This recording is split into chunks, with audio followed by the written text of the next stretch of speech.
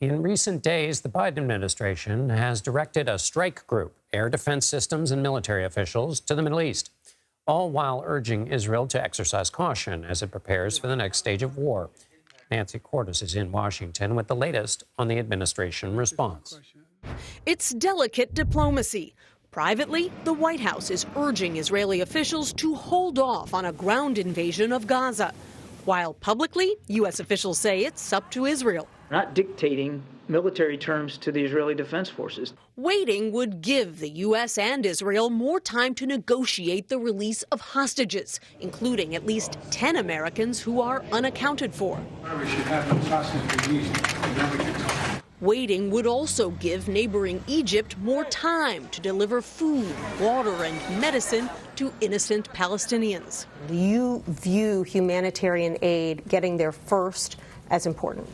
Whether or not there's a ground invasion, we believe that humanitarian assistance flowing to the people of Gaza is critically important, and it needs to go as soon as possible and as much as possible. A delay would also buy time for more U.S. troops to move into position as American bases in the region increasingly come under fire from suspected Iran-backed militias.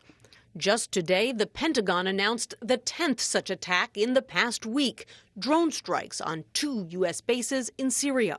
The Pentagon already has about 10 ships in the region, with roughly 9,000 sailors and Marines on board. And another aircraft carrier strike group with about 6,000 troops on board was ordered to the Persian Gulf this weekend in an effort to further deter Iran. And Nancy Cordes joins us now. Nancy, former President Obama has responded now. What is he saying, and is it a help to the sitting president? He's definitely saying some things that a sitting president probably couldn't say quite as bluntly about a U.S. ally. It's really interesting, a long essay that he just wrote, and the former president basically says that the Israeli military needs to be more careful about civilian casualties. He says that they have to make sure that they are not running afoul of international law.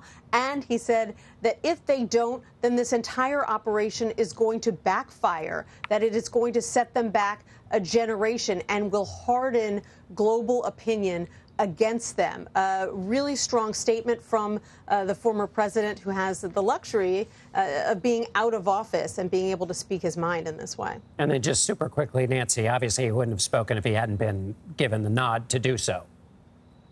Right. He is the former president. Vice President Biden worked with him, now President Biden. And so it's unlikely that the former president would do or say anything that he thought would hurt his former running mate. Nancy Cordes at the White House. Thank you, Nancy.